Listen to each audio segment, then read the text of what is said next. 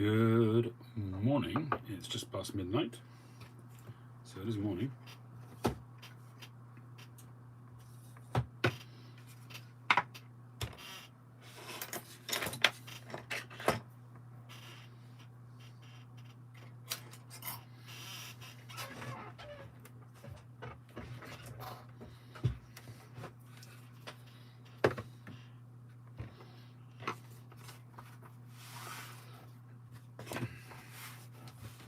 So, right,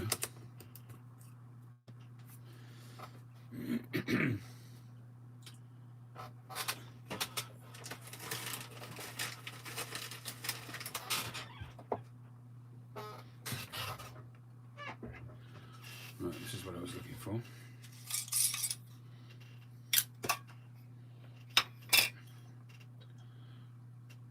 My last flake. This is Errinmore flake. My last open Errinmore flake. I have another tin. Maybe I'll crack that in a minute, or a little bit later on. Errinmore flake is a very nice aromatic, but it's a Virginia Ford aromatic, which I very much like.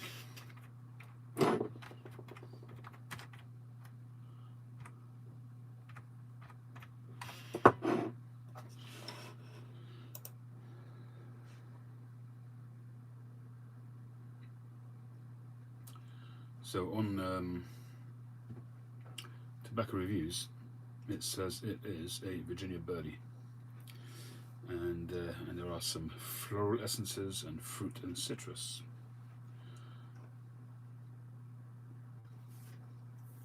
Originally made by Murray and Sons. I do have some original Murray's mixture, which is not a flake form, but a ribbon cut, well, a ready rubbed, let's say. But I definitely prefer the flake. I first discovered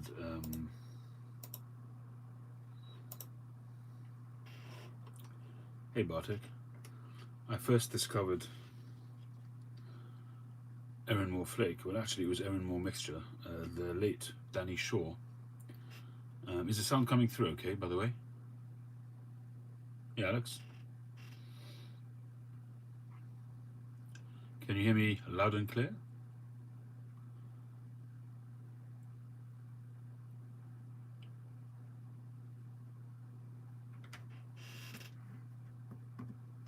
Anyone? Fine, okay, good. So Danny Shaw used to be a presenter on hey Oscar. Danny Shaw used to be a presenter on YTPC, one of the old guys, one of the original guys, going back 10 years or so, and he was one of the first guys that was welcoming to me when I first started about 8 years ago, and we became really good friends, YTPC friends. We exchanged gifts and things like that. But he sent me, he sadly became ill and passed away a couple of years ago. It's more than a couple of years now. Sadly, he had a brain tumor, I think it was. But anyway, so he sent me a vintage tin of Murray of Errinmore mixture. I smoked that. I enjoyed that thoroughly. I definitely get like a sweet pineapple, like an overripe pineapple flavor. Some people say that they don't get that at all. Some people even call it a Lakeland, which I don't get at all. It's completely not a Lakeland to my palate. But to me, I get this overripe, very sweet, very sweet kind of pineapple-y, a little bit citrusy, but fruity essentially, a bit like a fruity juice kind of gum kind of flavor. That's what I get from Errinmore flake, and Errinmore mixture as well. But from the flake, I just prefer the flake now, and the mixture I don't smoke anymore. So after watching Trucking Bob, he was talking about Errinmore flake. It kind of gave me an appetite to try some again. I haven't had one for a week or two. I did have some not so long ago, but I figured I'd do some tonight as well.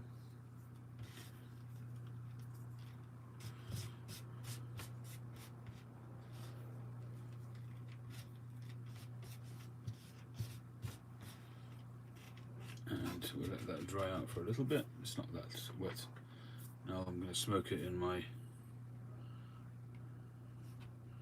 I don't know what shape you call this, like a 320 kind of shape. Nice contrast, nice grain, kind of a variety of grains on there, but a beautiful stem.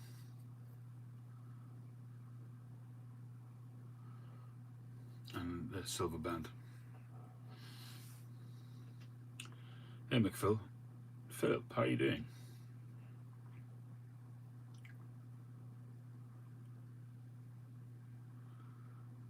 It's not going to take it from on the desk, Oscar. Seriously, that's a little bit stretching it. Yeah, so this is a Monte 2, a Monte Cristo number 2. This actually is the last of 3. This was a friend of my son bought these. They're in college, Jewish college, and they bought them to have on a special occasion. And in the end, I think they maybe took one of them, and in the end they said they basically brought them to me because they had left them out for too long at college and they were dried out. So they know that I have cigars, so they asked if I could look after them, which I did. And in the end they said I can smoke them, so this is the last one of 3. XJ, long time no see. Alright, I'll separate them a little bit more out of respect for Oscar because he knows about cigars. So we'll leave that down over there.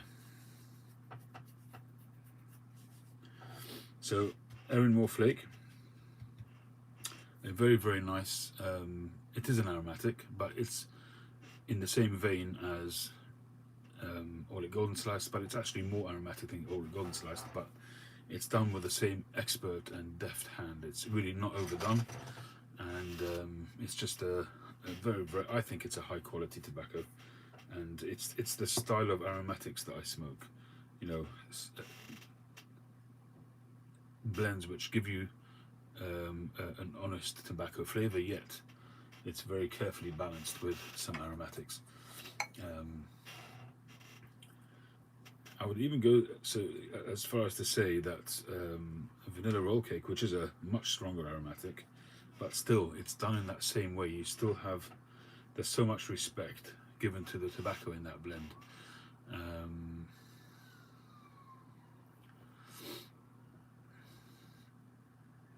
You haven't a chance to watch it. Yeah, listen, it's there. You can watch it anytime. Yeah, we had a great meetup, myself with Andrew Sirigliano and his brother-in-law. We had a great time. We thoroughly enjoyed it. It's always great. It's now is it the second or third meeting? I think it's the second meeting that I've had with him and his brother-in-law. And we've agreed, all things being equal, to do the same next year. And next time,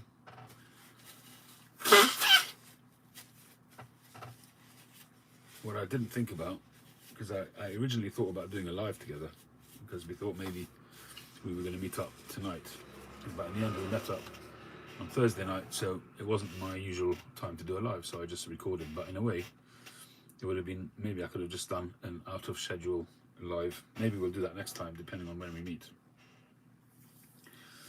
Anyway, so while that's airing out a little bit, I'm currently working on this 626. This one is somewhat taller than mine, but the shape is the same.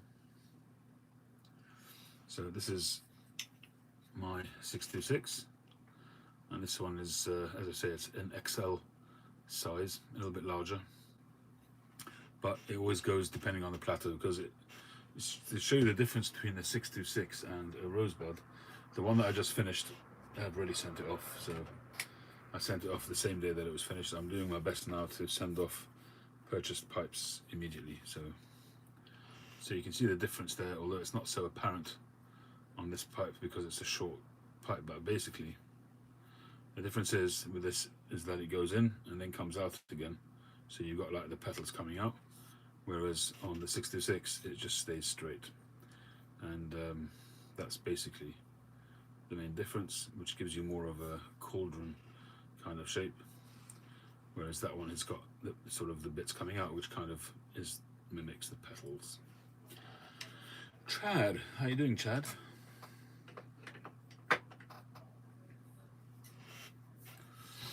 Prepperman, how you doing?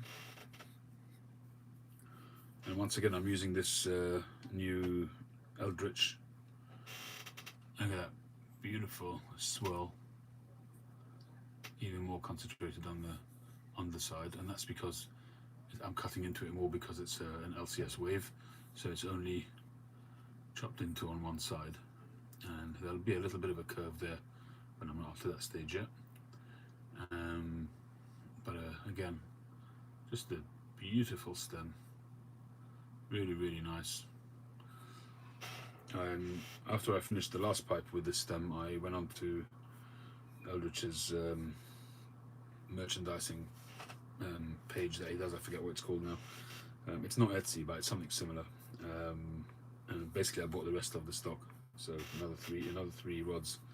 Hopefully, he'll make more of these, but they're very, very good. And I think that we'll have to find out if he's going to be making more. If he's not going to be making more, then I will use them very sparingly.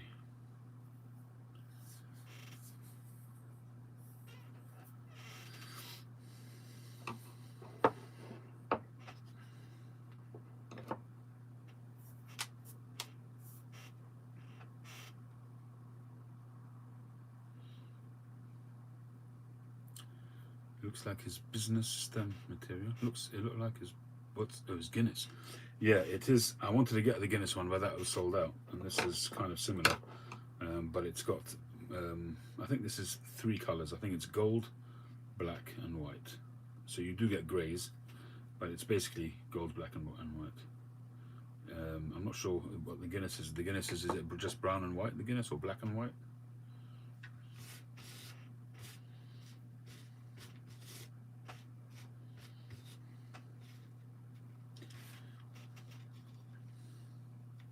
Took me a while to get used to this stem material, but I'm a lot more comfortable with it than I was in the beginning when he first started making them, and I think they're very innovative, and as long as you handle them carefully when you're making them, they're fantastic.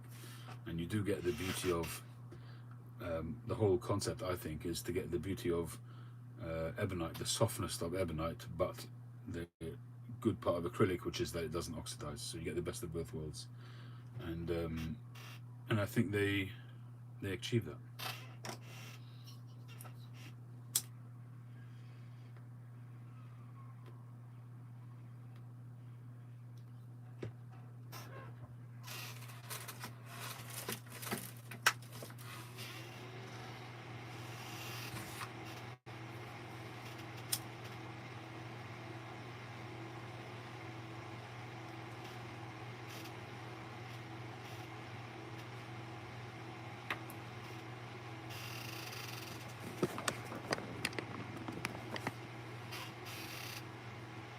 I haven't smoked this pipe as much as I ought to. It's a really gorgeous little pipe, and it still needs breaking in.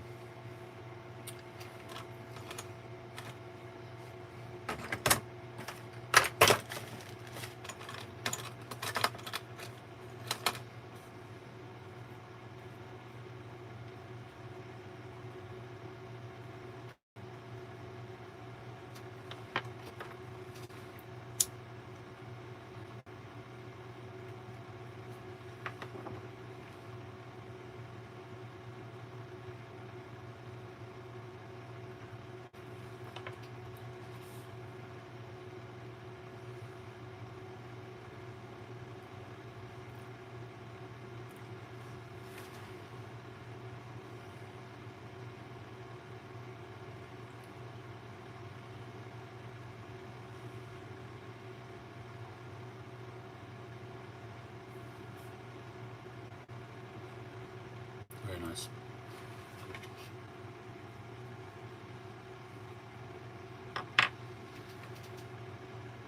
Oh, I completely forgot I was going to have one of these first.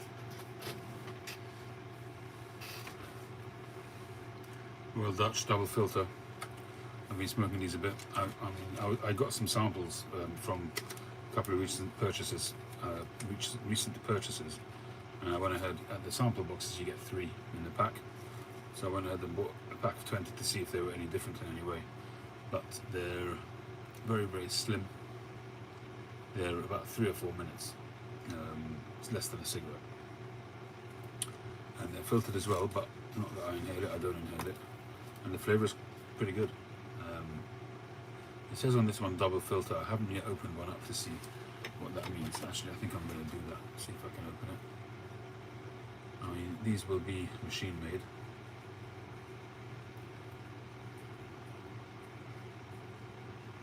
I'll break it in such a way that I can still smoke it.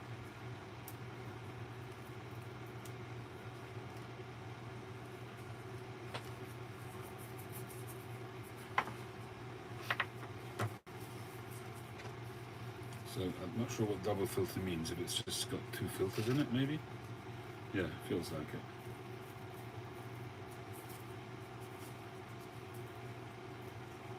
There's one.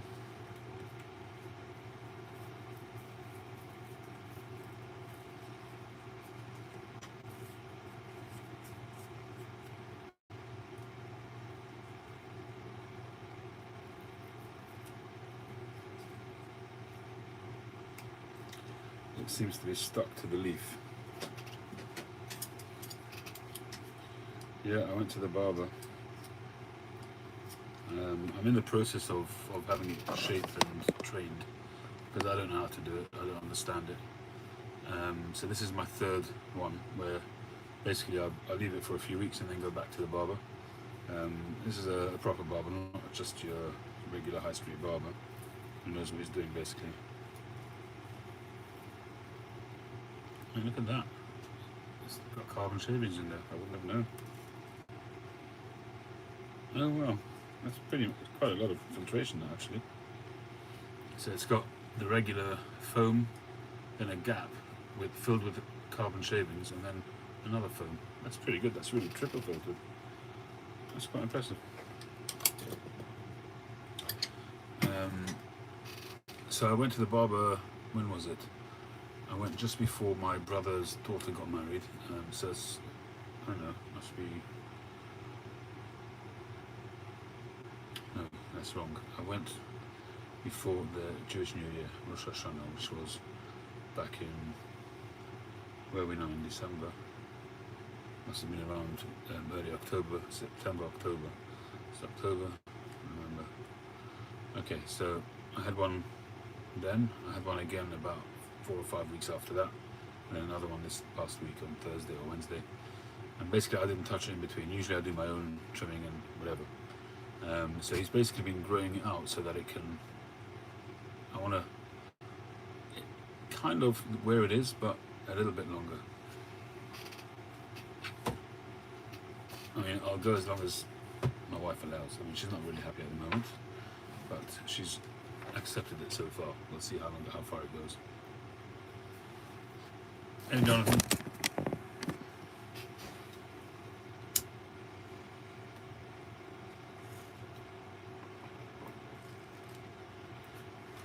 So anyway, these are really good. I don't know if you can get them in America or not. I think the brand says on it Ritmeister, but I think it comes under Villager. I'm not sure. I mean, it says Royal Dutch on them, but anyway, they're really good. For the money, they're good. I think it's £10 for 20, which is, I mean, it's a lot of money because they're literally 2-3 minutes each. You haven't trimmed yours in almost 8 years, so yours is basically just straight down the line. What do you do with the side bits? They just all go down together, right? Or do you cut the sides? A45.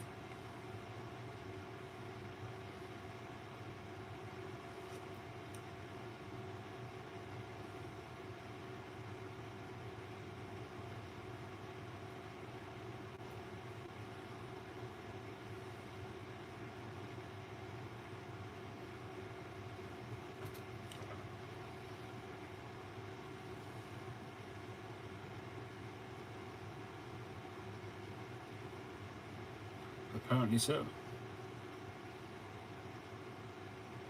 The Nassus bad.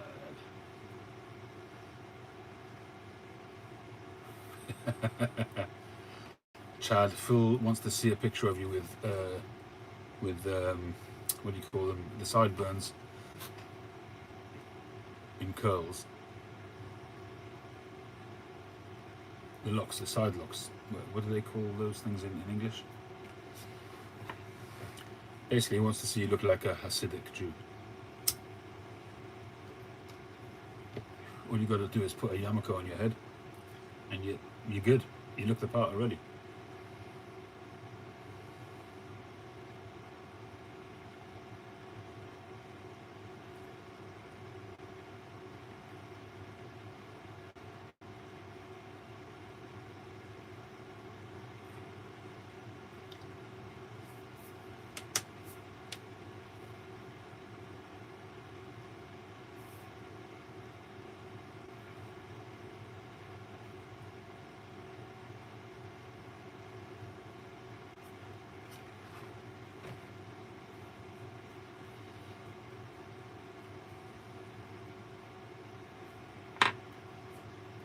Was Noah Hebrew?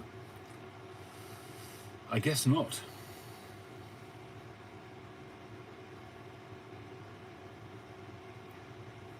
I mean, as I say, I'm no scholar, but the term Hebrew, well, Hebrews were used before Sinai, right?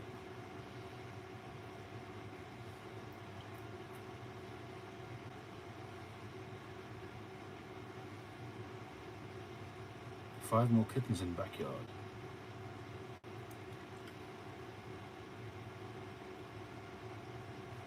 Hey, Patrick.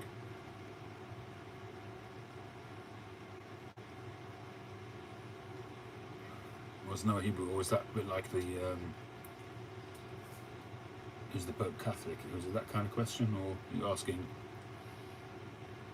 was it the beginning of a joke? Or just the conversation starter?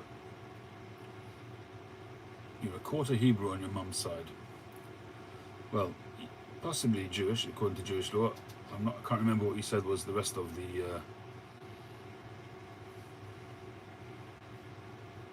history of it.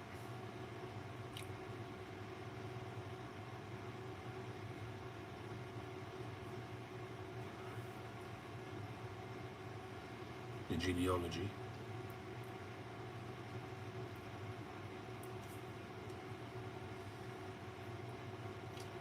If you have lineage.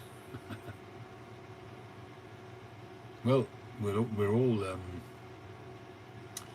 father full-blooded Polish.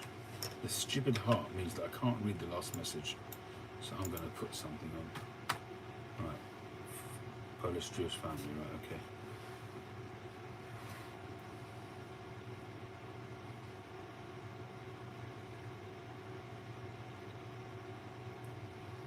Well, if your mother is Jewish, fully Jewish, in other words, if her mother was Jewish, then you're Jewish according to Jewish law.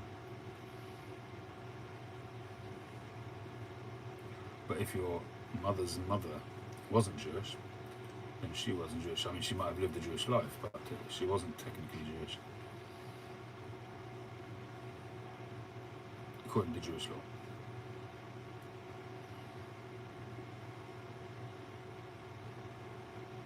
Yeah, it's matriarchal, and tribally, it goes after the father. It's patriarchal, tribally. So if you're a priest, a Kohen, or a Levite, or an Israelite, then that goes according to your father. Your religiosity goes according to your mother. Well, religiosity is the wrong word, but yeah. A very good exchange. We'll welcome you back anytime.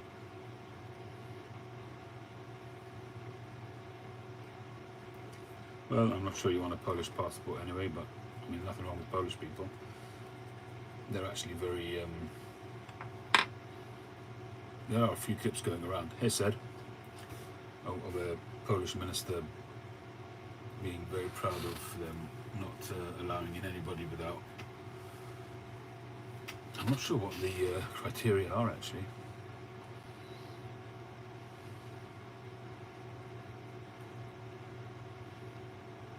Thank you. Yeah, it was a great time with Andrew. Andrew's the best company. He's a great guy. His brother-in-law is also a lovely fellow. Really both very nice, chilled guys. So easy to talk to, so easy to be a friend with, so easy to get on with. Really, really cool guys.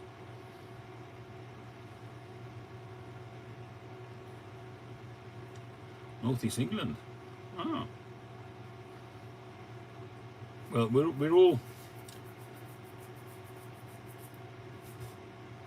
we've all travelled at one time in history, so we're all from one point or another, you know.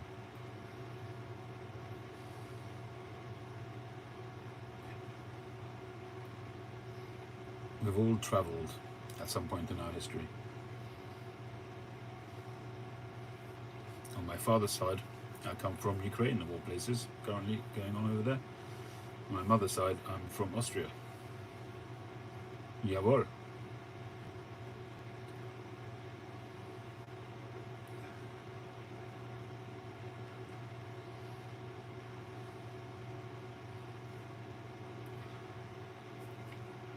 So I'm an Austro-Ruski. In a time when my grandfather was still in Ukraine, it was still part of the USSR.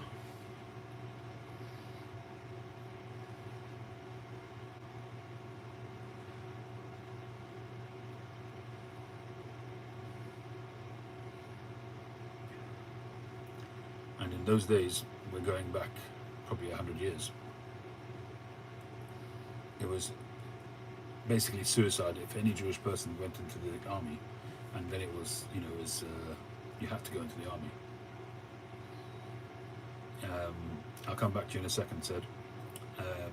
To go into the army, it was suicide because your own comrades would shoot you. You know, if they're going up to some kind of conflict, then they would send them out ahead and then just shoot them in the back. So a lot of the people there, they maimed themselves. And there is a photo, it's quite a haunting photo actually, of I think it's my grandfather's, either my grandfather's father or my grandfather's grandfather. So going back quite a few generations, but there's a photo of him taken in some kind of studio, because in the backdrop there is like a muslin of some kind, a material backdrop with ships on it. So, and that looks like must have been a studio of some kind. But he's standing with his hands by his side, but with his hands splayed open, and you can see that both his thumbs were chopped off. And that's the kind of thing they had to do to ensure that they weren't conscripted. That wasn't a question of cowardice; it was a question of survival.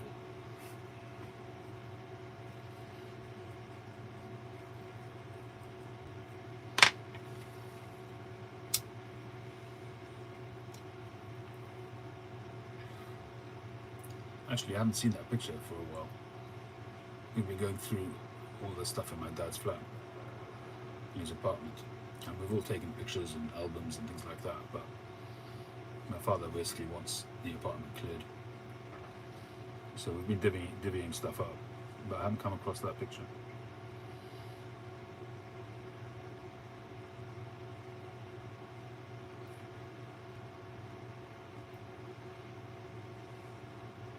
Are there kosher rules for tobacco? Well, there's only two that I can think of. One is that if it contains wine, then it's problematic. Although we're allowed to drink wine, it has to be kosher wine.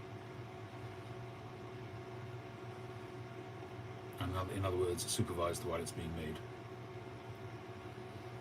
And the other time would be Passover.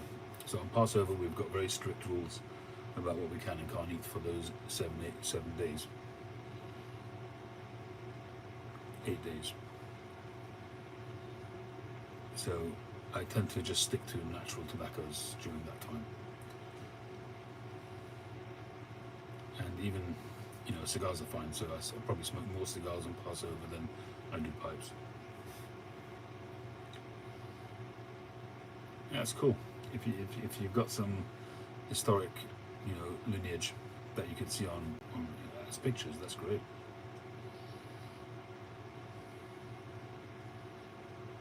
But when you go back more than, I don't know, maybe 3 or 4 generations, then there's really not much in the way of pictures anymore. It's crazy to think about how quickly we've progressed technology-wise. I'm not saying progress generally, because some people might call the way the world is progression, but certainly in terms of technology, the advancement of technology has gone so fast that you could say still that a few generations back we don't have any record, no image of them, whereas our grandkids won't have to say that.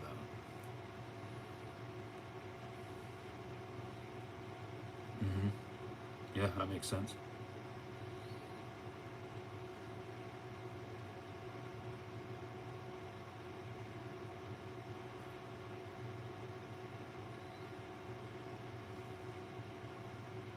So basically on Passover, put it this way, throughout the year we can eat stuff which isn't specifically kosher. In other words, as long as you can buy certain products off the shelf at any supermarket, anything which isn't sort of like with meat or chicken or fish or stuff like that, anything which is like dry goods like pasta, fruit and veg obviously, even sort of raw fish, certain fish, we can't eat any shellfish, but generally most of these things we can buy in any shop. But on Passover we're strict on everything, even those things we don't buy unless it's supervised specifically for Passover.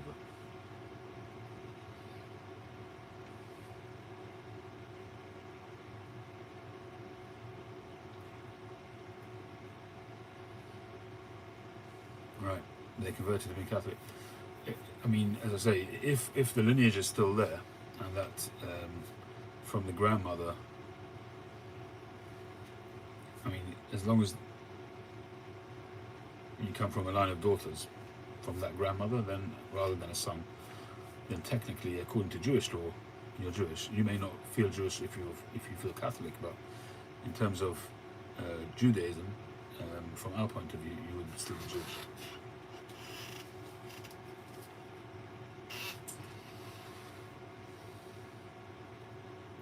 Yeah, let's have a bowl call, guys. I'm smoking Aaronmore Flake in my LCS pipe.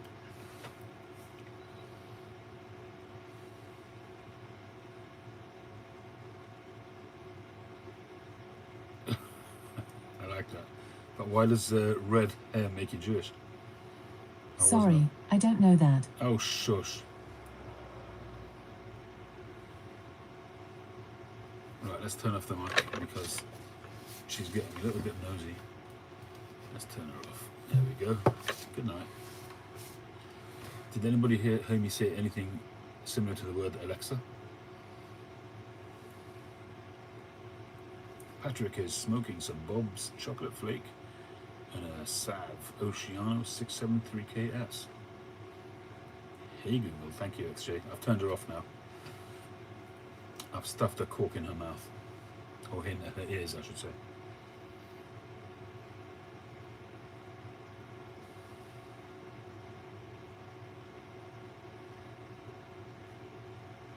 Piper said is smoking John Cotton's double pressed Kentucky.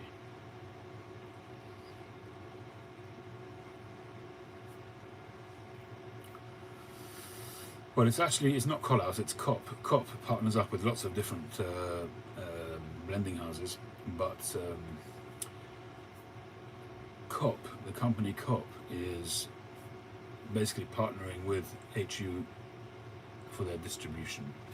According to Hans Wiedemann, and I've had this as a direct message from via Facebook, he says that they're not taking over the blending, but he wants to be able to focus on blending and not have to worry about all the other things that are involved in running a tobacco house, such as all the admin and distribution and all that kind of stuff, and he wants to just focus on blending.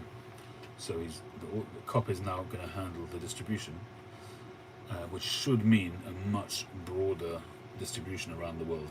So I'm hoping, certainly America, I would fully expect you guys to be getting HU tobaccos in the near future, but I'm hoping that we will also in the UK, I hope. even if we do, I think we'll have a limited amount that come because it all depends on ingredients and things like that. The English equivalent of the FDA is a pain in the butt, really, but like in any country, I guess. Peterson Nightcap in a Lavon Asikian brandy for Thanasis. Oscar. LJ Peretti Cavendish 432. If you could set the voice for that, I would choose one of Python's fake old ladies.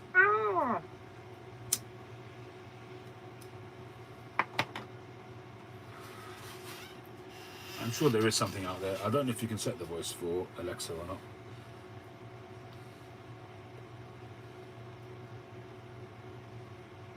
It will mean probably that some of the HU blends will go away. So some were made by Dan Tobacco, and those will probably disappear because it's unlikely that COP, who will have their tobaccos made by Colas and COP, it's unlikely that they will continue their collaboration with Dan Tobacco, which is essentially a competitor. So some of those will probably disappear, and maybe COP will, or HU will do a separate version of it, maybe. Alexi Sale, he would be funny.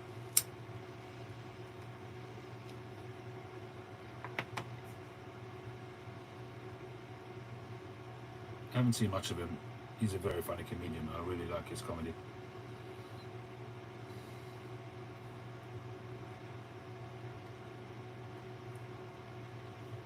I don't know, because they're probably HU blends. They're licensed.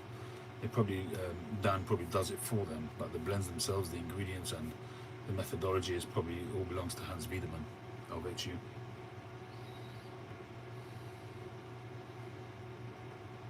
Serious.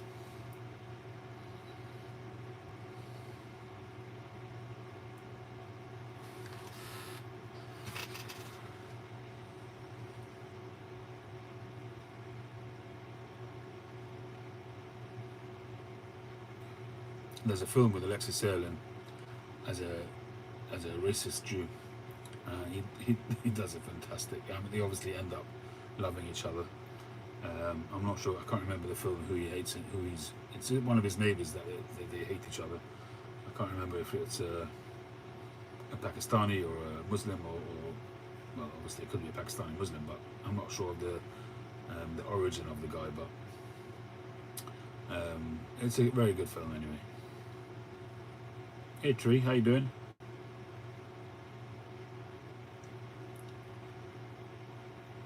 But he does. He's got some amazing skits. He really does.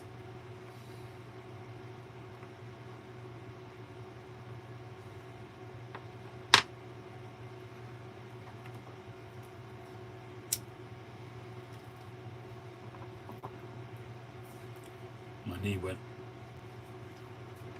AWOL again yesterday. Today was in a lot of pain this morning, but it's subdued now, thankfully.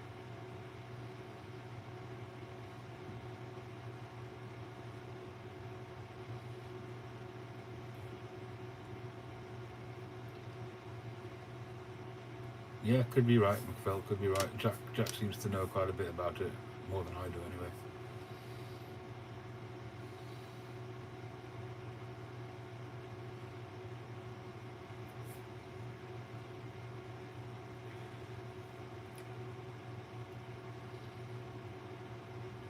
Jerzy Belowski, is that what his name is in the film?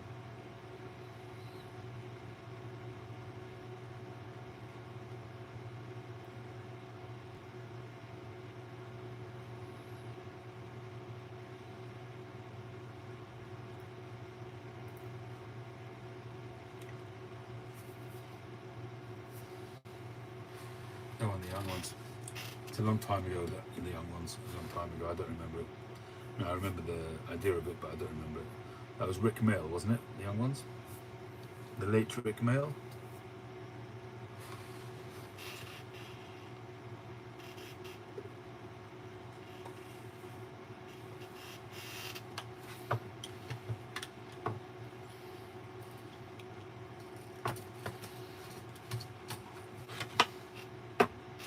He was very funny, Rick, as well. I really do miss British comedy of old. I really do. I miss comedy generally of old. There's so few comics now who, although I have seen a bit of a change in the tide. There are comics now deciding they've had enough of that sort of hand around their throat, you know, them having to guard everything that they say. And there are quite a few now who are much more just back to roots of comedy. I can't remember the names right now because my head's gone, but there are quite a few who I actually really, really enjoy.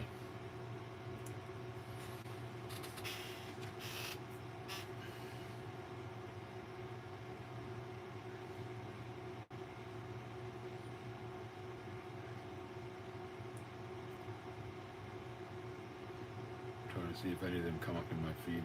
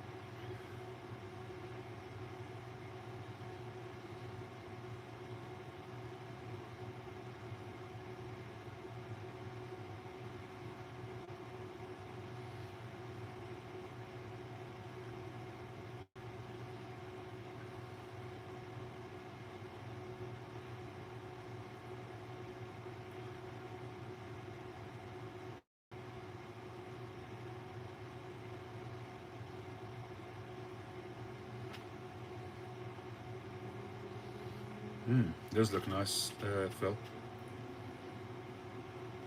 Here we are, 14, April 14. Well, that's the same one, but it ain't no April 14. It's maybe a year or two old.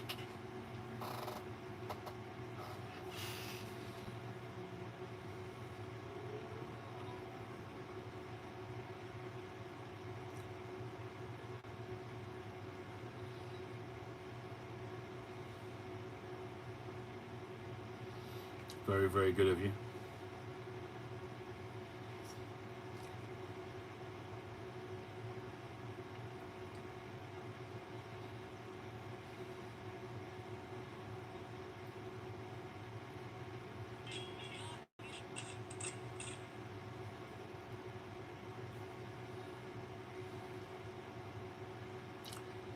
I can't sit on here flicking through all night long. But, come on, give me one.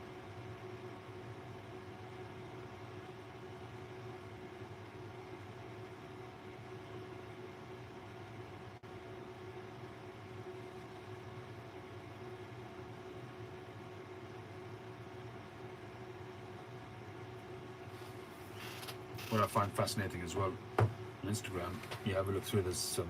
I follow some pencil artists, and they're drawing such realistic images that they literally look like photos, even sharper than photos. Absolutely stunning. I don't know if any of you guys have seen that, but there's one particular artist, a woman, I don't remember her name, but unbelievable. Kane's doing a tour of the US. Could have done with it today.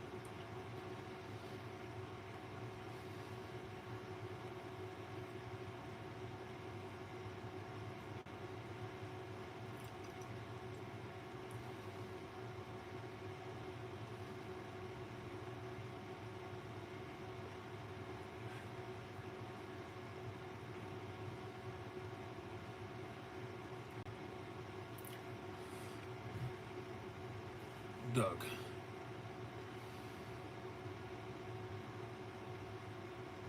Yeah, Dan is independent from COP, but they at the moment, or up to now, have been producing tobacco for HU Tobacco. HU Tobacco was an independent. I actually think some of their stuff was being produced by Dan Tobacco, and some of it was being produced by Colas and Cop. And now it's basically they're going into a direct partnership with Cop, so it looks like Dan Tobacco's production will stop.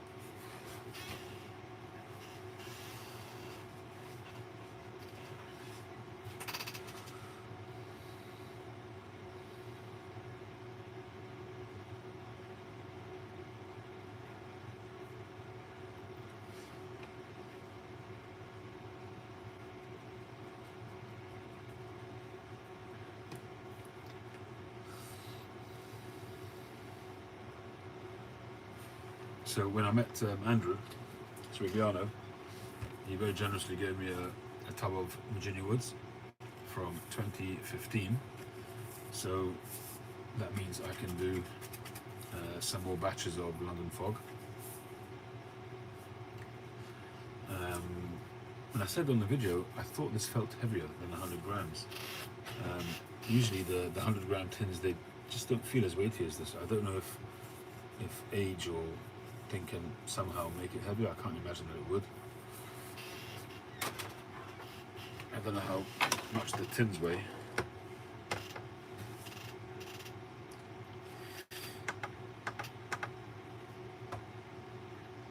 It's 157 grams. So if the tin's 50 grams, then I guess that's what it is. I haven't got an empty McLaren tin handy. And he also brought me the tin which I bought. I bought this on Steve Fallon's website, Pipe Stud. Well, I didn't buy it, but I asked Andrew to buy it for me because it's a hassle to buy stuff. I have bought from Steve in the past, but it's a hassle, and it's a hassle for him as well. So usually if there's something that I want, I usually try and get somebody to buy it for me. And this one was not a tobacco that I know of, but it was old. And it's Brindley's English Mixture, which is Virginia, Latakia and Black Cavendish. And I'm not so sure about the Black Cavendish, but certainly the Virginia and Latakia from 1988. So with that kind of age, it could be horrible or it could be sublime. I actually was thinking of opening this evening and I completely forgot about it, as I do. Maybe I'll do this next Saturday night. That should be quite exciting. It's made in the United Kingdom. Never heard of this before. And it says on there F, C and G. I don't know what that means. Oh, Faber, Co and Greg Incorporated. P.O. Box 1098, Enton Road, Clifton, New Jersey. Alright. I see, it says on it imported, right, so it's obviously an American brand, but the tobacco is imported. Clifton, New Jersey, anybody familiar with that? Faber, Co and Greg. I'm assuming that doesn't exist anymore. Anybody know if that still exists? Backcountry. Faber, Co, Greg.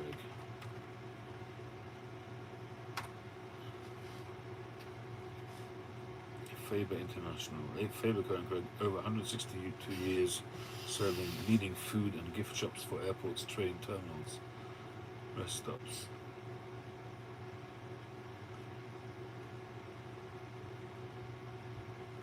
Well, the company still exists. So I guess they weren't necessarily tobacconists, but they were importing the stuff to sell it throughout their network, I guess.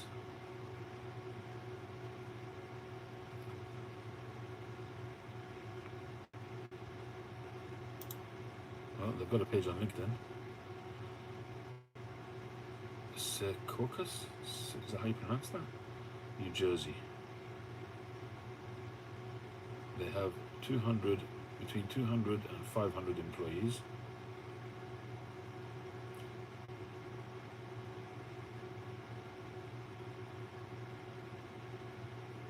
retail store operations, and concession customer service opportunities. Okay. Interesting to know what it is they actually do.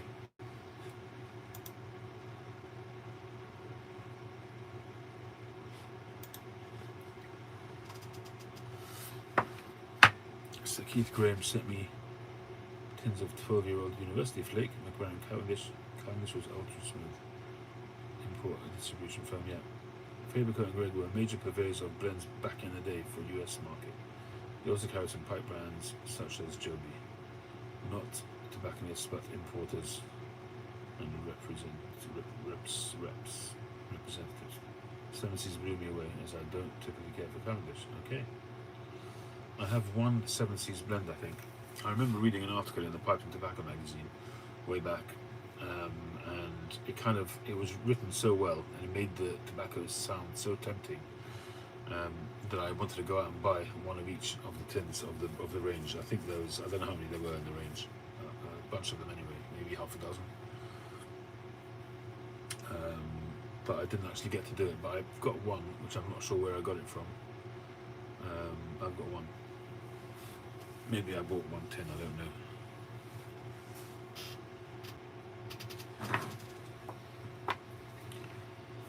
Classic American blends famous for their Brindley's mixture, but I've never seen the English mixture. Okay.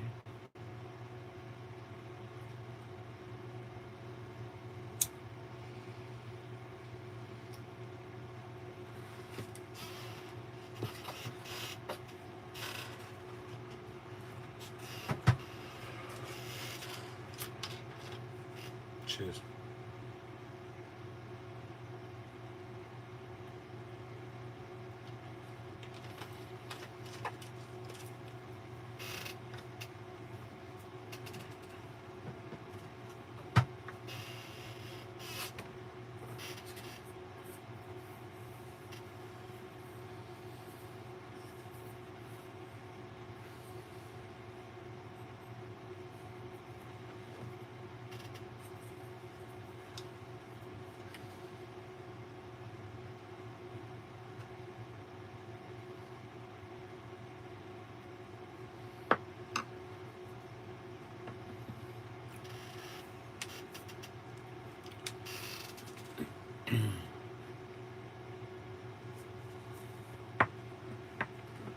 Prop 65, what is that?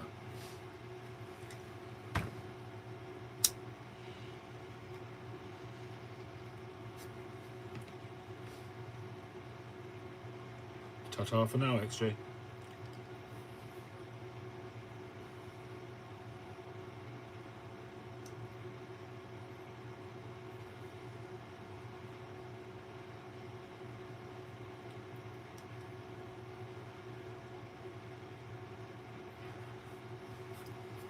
Well, in terms of pipes, as I mentioned earlier on, I'm working on this 626,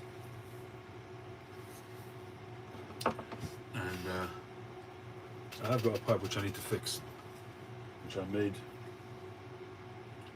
last week, as soon as I can find it. So I made this one last week. It got beautiful grain on it, but I managed to mess up the mortise.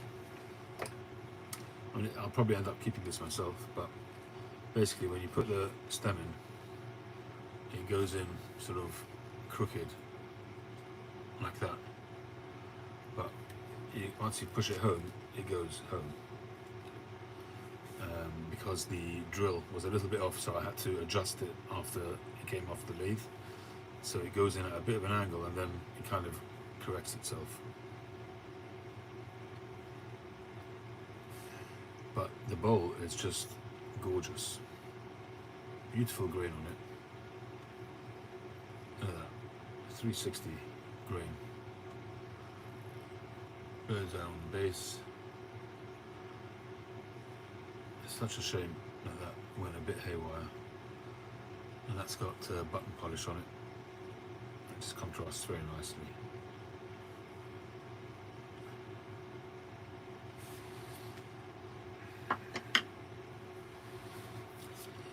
All it golden sliced. No. Still got most of it. I've only had a couple of bowls.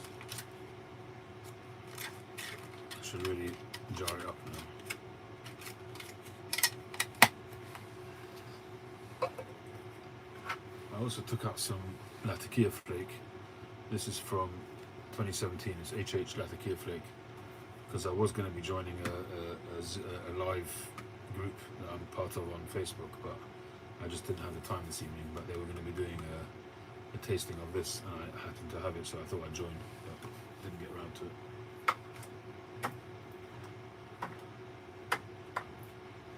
I took this out as well, but I've never tried this. This is Robert McConnell's Latakia flake. Anybody tried that?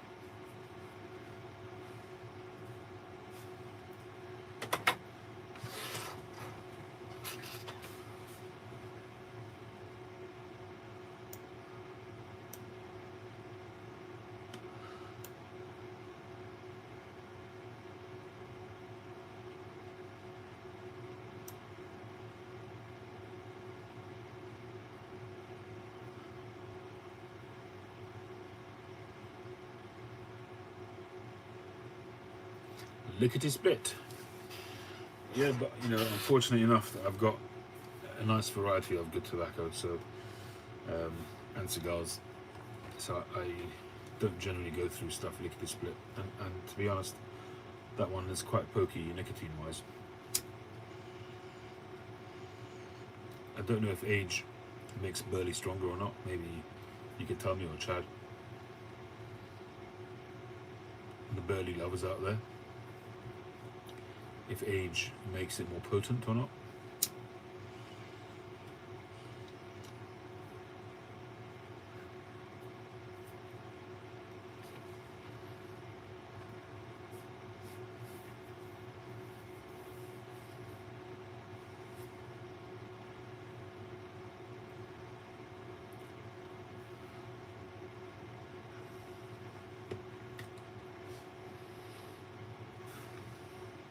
Yeah, I can believe that, Chad.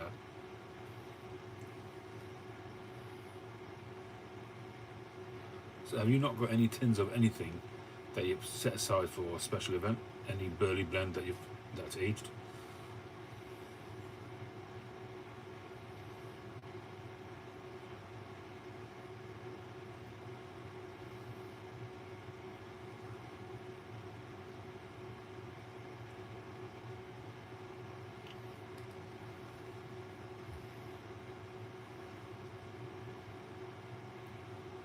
Smoother, not stronger.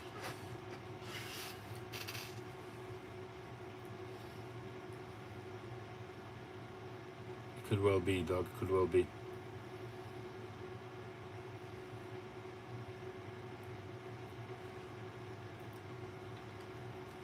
Was it you that commented that on the video? That it was you have about 30 versions that go back several years, but nothing specific.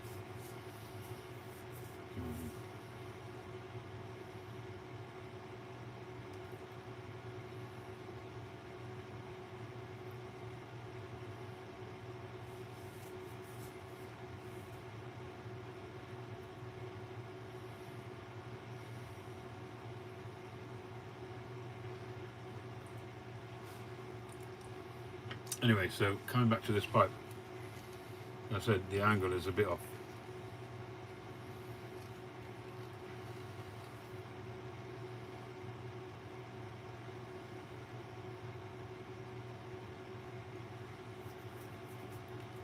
I'm just thinking that if I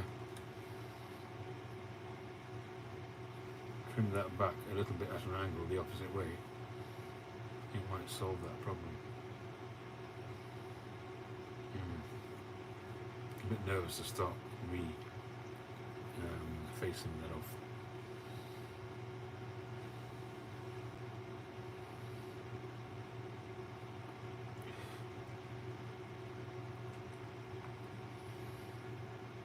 We'll have to see.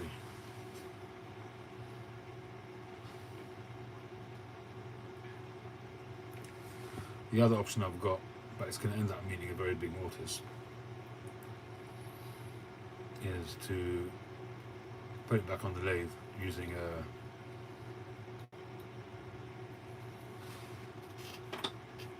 something like that.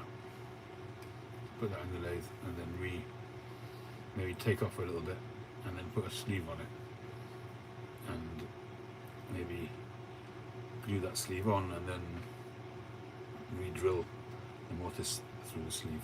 Maybe that's worthwhile doing in arbor, yeah. Rustica, that's pokey, that's already pokey, isn't it, Rustica?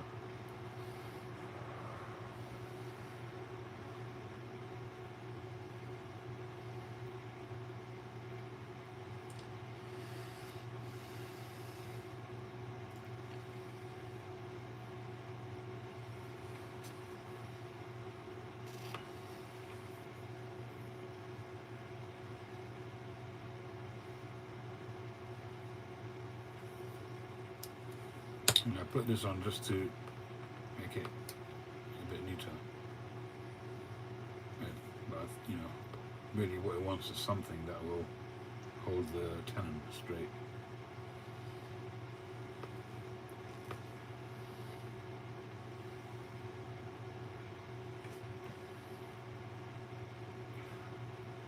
Heat temperatures jump in.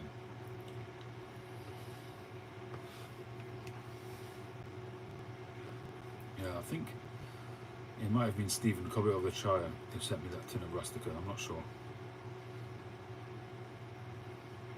Somebody sent me that tin to try. I might have had one flake out of it and then not had it after that.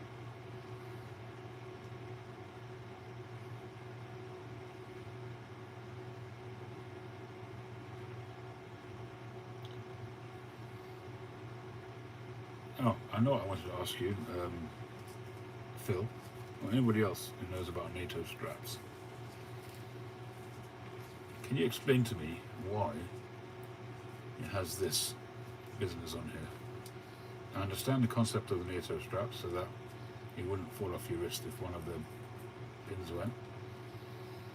But why can't it just thread through and through the other side? What's this double thing for?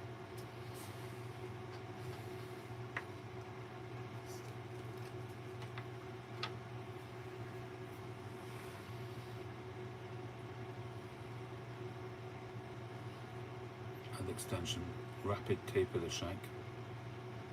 Rapid taper the shank will give the best material removal as opposed to trying to straighten.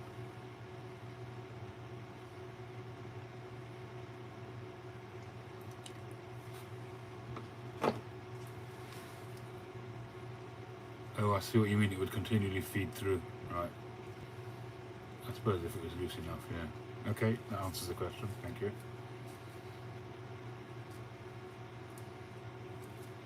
Right, so this bit is solid essentially, yeah. I hear that.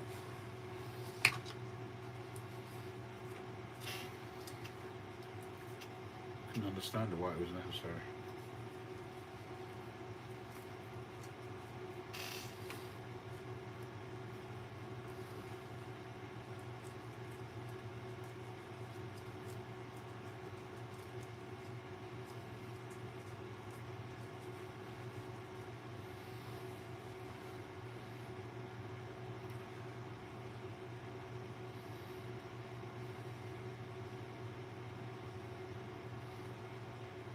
Well, folks, I think that's me for tonight. Wish you all a wonderful weekend. Any of you got any questions, you may do so anytime, whenever you're ready, before I go. But in the meantime, I'm going to start saying my thank yous. Thank you, Phil. Thank you, Tree. Thank you, Yardis and Chad. Thank you, McPhil, Patrick, WTA, Pipe said, Doug Owen, Backcountry Pipe, Thanasis, XJ, he's gone, Jonathan Stones,